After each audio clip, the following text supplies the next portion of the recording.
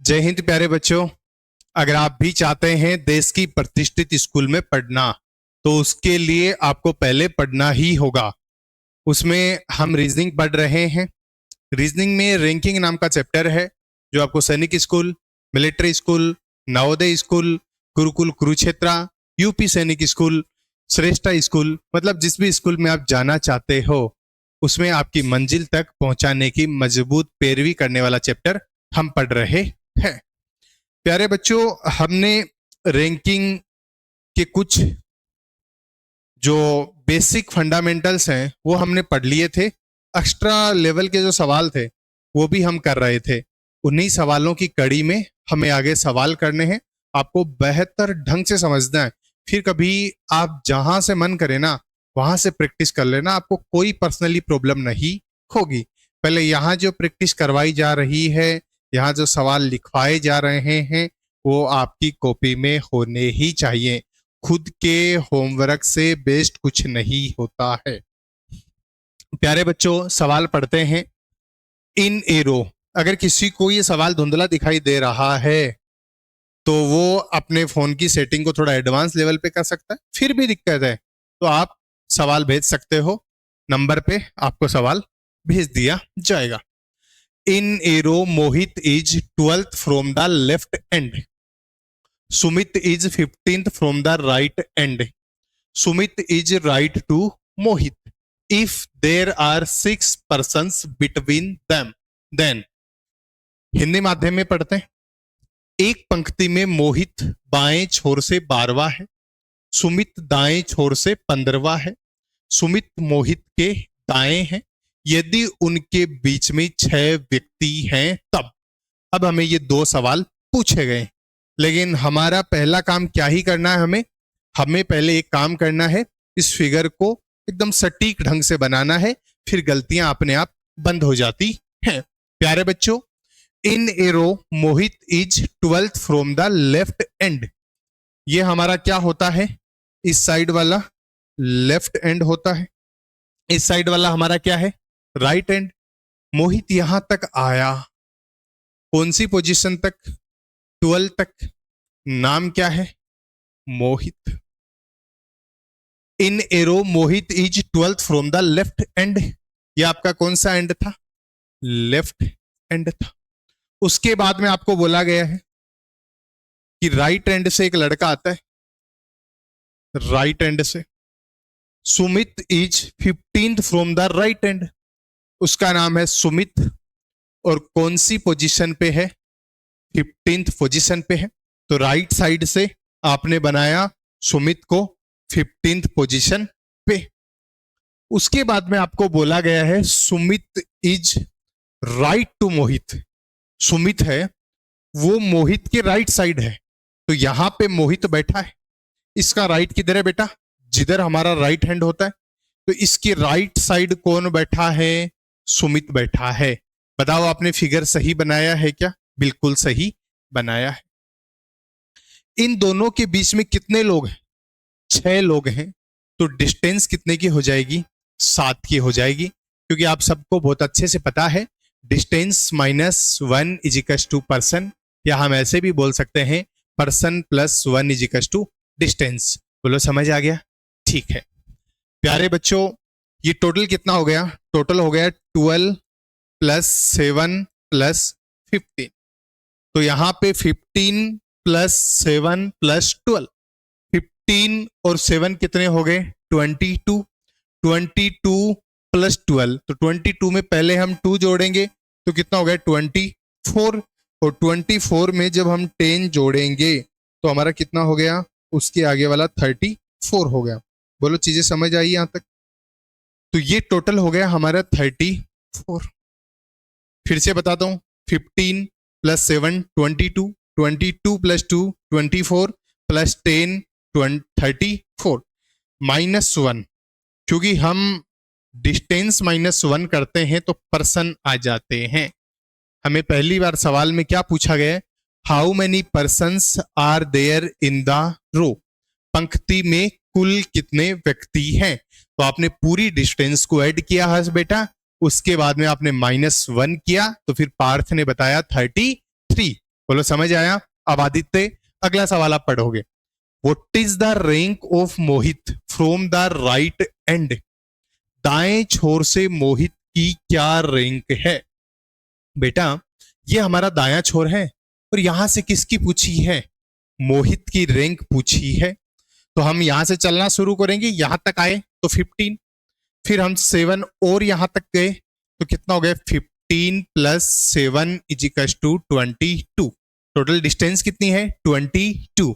और मैंने आपको फर्स्ट डे बोला था कि rank is equal to distance. तो बेटा जी यहां पे ये कितना हो गया? 22।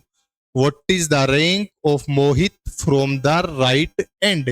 दाएं छोर से मोहित की रैंक क्या है?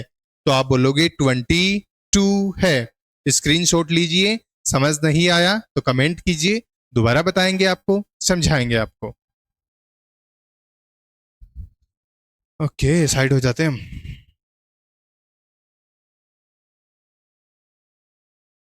आगे बढ़ते हैं। बेटा सिर्फ स्क्रीनशॉट से काम नहीं चलेगा, नोट्स होने चाहिए कॉपी में। आगे वाला सवाल देखते हैं। In a row Anupam is 11th from the left end. आप भी मेरे साथ साथ क्वेश्चन पढ़ा करो। In a row Anupam is 11th from left end, Deepak is 13th from the right end, Deepak is left to Anupam. If there are 4 persons between them, then how many persons are there in the row? एक पंक्ति में अनुपम बाएं छोर से 11वां है, दीपक दाएं छोर से 13वां है। दीपक अनुपम के बाएं है। यदि उनके बीच में 4 व्यक्ति हैं तब पंक्ति में कितने व्यक्ति हैं? आप पहले एक बार सवाल को पढ़ लीजिए, फिर मैं आपको साथ मिलके इस सवाल को करवाऊंगा। एक बार आप फिर से पढ़ लीजिए।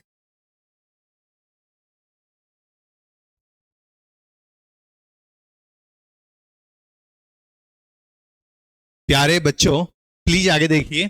इन a row Anupam is 11th from left end. ये हमारे कौन सा एंड है? इस साइड वाले को हम बोलते हैं लेफ्ट।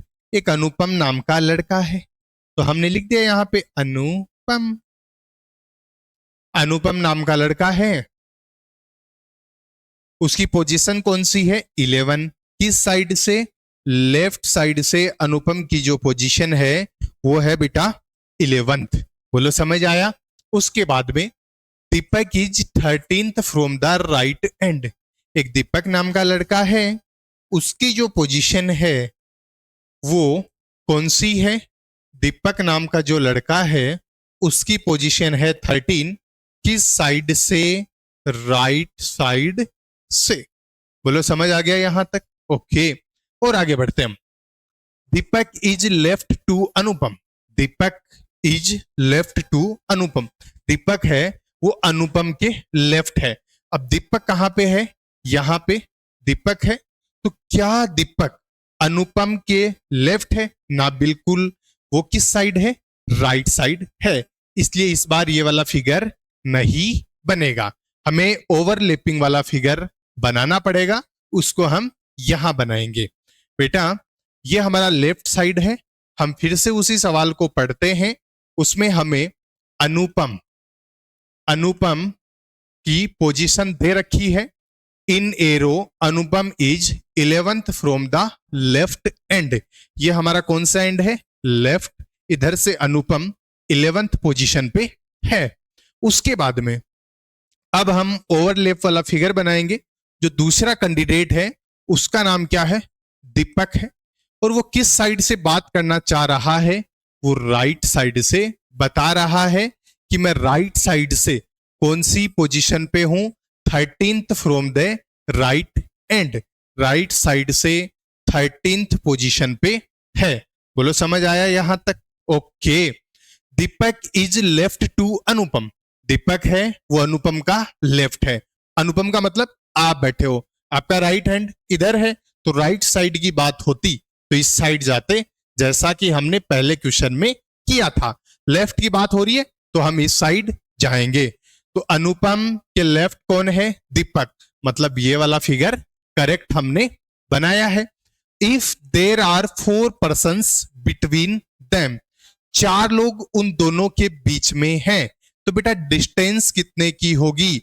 अगर लोग 4 हैं तो डिस्टेंस 5 की होगी, क्योंकि हमने बहुत अच्छे से पढ़ा था person plus 1 is equal to distance. तो यहां पे डिस्टेंस कितनी होगी हमारी? 5 होगी। पूछा क्या गया? Then how many persons are there in the row. ये जो गलत फिगर बनाया था इसको मैं थोड़ा सा यहां से मिटा देता हूं, बाकी आप दोनों बना लेना कि ये सही क्यों नहीं हुआ। रीजन पता है आपको बेटा? अब हम यहां से यहां तक की बात करते हैं तो टोटल कितने हैं? 11। यहां से यहां तक 11, लेकिन यहां तक बात करेंगे तो 11 minus 5 is equal to 6। 11 minus 5 is equal to 6। अब हमें टोटल पर्सन पूछे, जब हमें टोटल पर्सन पूछता है तो जो टोटल डिस्टेंस है उसको हम ऐड करते हैं। तो 6 प्लस 13 इज इक्वल टू 19, फिर 19 माइनस 1 इज इक्वल टू 18। तो पर्सन कितने हैं? 18। Distance minus 1 is equal to person. Screenshot लीजिए।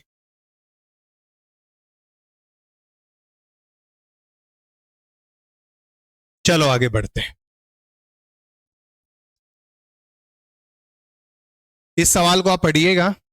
इन a row Nikhil is 11th from right end, Rohan is 12th from left end. If there are 5 persons between them, then what could be the minimum number of persons in the row? एक पंक्ति में निखिल दाएं छोर से 11वां है, रोहन बाएं छोर से 12वां है। यदि उनके बीच में 5 व्यक्ति हैं तब कम से कम पंक्ति में कितने व्यक्ति होंगे? जब भी हमें इस टाइप के सवाल पूछे जाते हैं यहां पे 2 कॉन्सेप्ट बनते हैं, एक तो मिनिमम का और दूसरा मैक्सिमम का। अगर हमें कम से कम पूछा जाता है तब हम उस फिगर को बनाएंगे जो एक दूसरे को क्या करता हो? ओवरलैप करता हो। अगर हमें मिनिमम का पूछा जाए या कम से कम का पूछा जाए तो हम उस फिगर को बनाएंगे जो एक दूसरे को ओवरलैप करता है।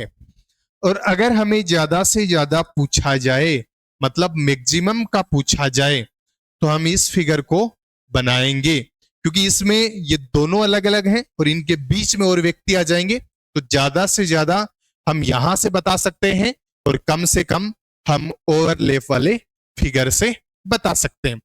इस सवाल में हमें जो पूछा गया है वो मिनिमम का पूछा गया है। तो प्यारे बच्चों, एक बार आप फिर से अपने लेवल पे सवाल को पढ़ो, थोड़ा सा समझो, फिर हम इसको सोल्व करते हैं। In a row Nikhil is 11th from the right end. ये हमारा राइट एंड होता है। यहां से एक निखिल नाम का लड़का है, तो हमने लिख दिया। बेटा उसकी पोजीशन कौन सी है? 11th from right and, 11th position पे है। हमने यहां पे 11th लिख दिया।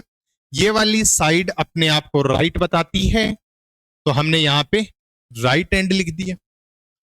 उसके बाद में Rohan is 12th from left and. Rohan है वो लेफ्ट से कौन सा है? रोहन है वो लेफ्ट से कौन सा है? रोहन लेफ्ट से 12th है, तो ये हमारी लेफ्ट साइड हो गई। ये हमने रोहन को बना दिया और लेफ्ट से 12th पोजीशन पे आ गया। फिर आपका वही सवाल कि ये वाला फिगर ही क्यों बनाया? इसलिए क्योंकि आपको क्या पूछा है? मिनिमम।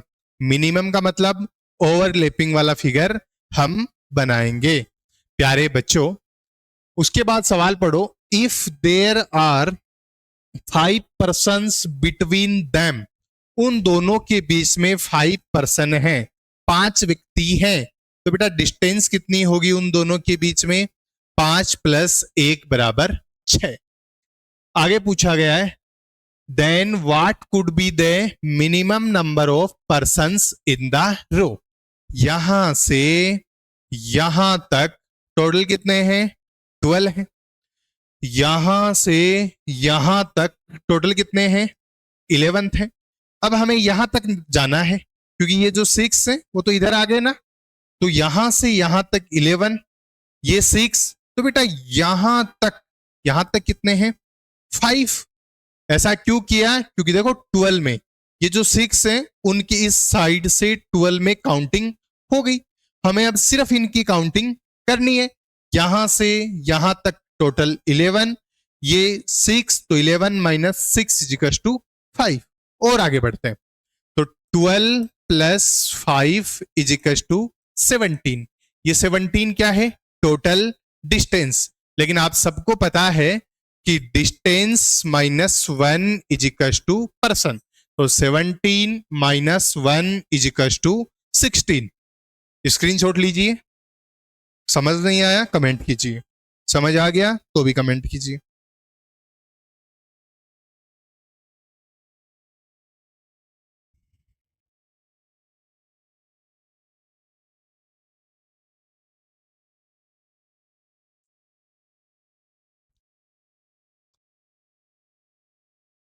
आगे बढ़ते हैं। In a row of girls, Reena is 10th to the left of Pallavi, who is 17th to the right, and Swati is 4th to the right of Reena. If Swati is 10th from the left end, then how many girls are there in the row? एक बार आप फिर से अपने सवाल को पढ़ो, फिर हम हिंदी में साथ पढ़ेंगे।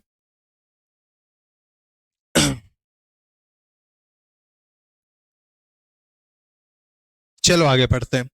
लड़कियों की एक पंक्ति में रीना पल्लवी के बाएं से 10वीं है, जो कि दाएं छोर से 17वें स्थान पे है।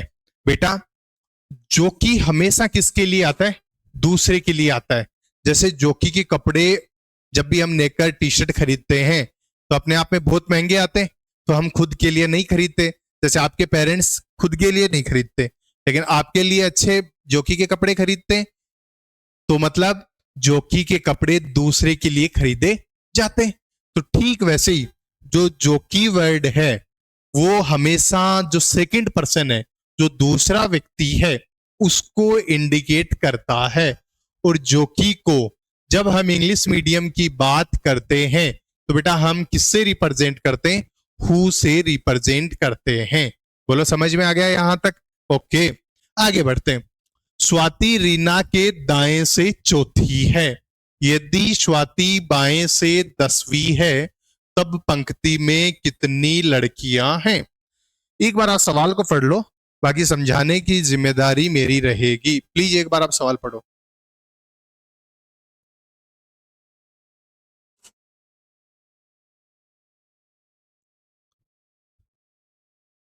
लड़कियों की एक पंक्ति में रीना पल्लवी के बाएं से 10वीं है। रीना है, एक रीना नाम की लड़की, ये लो यहां पे मैंने लिख दिया रीना। लड़कियों की एक पंक्ति में रीना पल्लवी के बाएं से 10वीं है। यहां पे बैठी है पल्लवी, यहां पे बैठी है पल्लवी, तो पल्लवी के दाएं या बाएं? पल्लवी के बाएं। तो बेटा बायां किधर होगा पल्लवी का? इधर, इसलिए मैंने पल्लवी को यहां बिठाया। अगर दायां बोलता तो मैं पल्लवी को इस साइड बिठाता।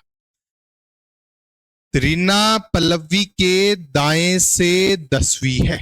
बोलो समझ में आ गया? रीना पल्लवी के बाएं से 10वीं है, जो कि दाएं छोर से 17वें स्थान पे है। ये जो जोकी नाम आया है ये किसके लिए आया है आप ये बताओ? तो जो जोकी नाम आया है, जो सेकंड नाम लिखा हुआ है ना रो में, उसके लिए आया है। तो बेटा सेकंड नाम किसका लिखा हुआ है? पल्लवी का। तो पल्लवी राइट साइड से कौन सी पोजीशन पे है?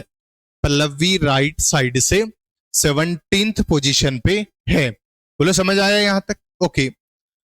स्वाति रीना के दाएं से चौथी है। रीना का दायां इधर है। यहां पे कौन बैठी है? एक स्वाति नाम की लड़की बैठी है जो रीना के दाएं से चौथी है। बोलो समझ आ गया?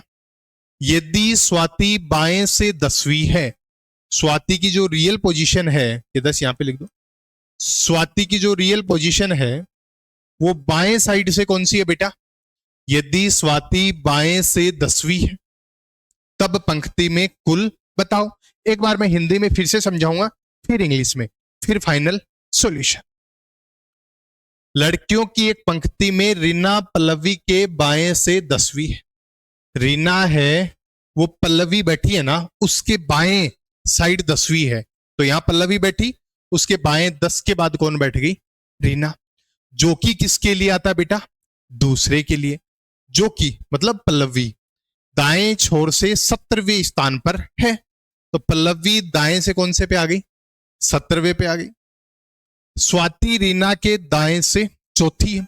स्वाति बैठी है, रीना के दाएं से चौथी है। यदि स्वाति बाएं से 10वीं है, स्वाति बाएं से कौन सी पोजीशन पे है? 10th पोजीशन पे है। तब पंक्ति में कितनी लड़कियां हैं? ये हमें पूछा गया। अब आपको क्या करना है? टोटल निकालना है। सुनो बेटा, यहां से यहां तक 10 है।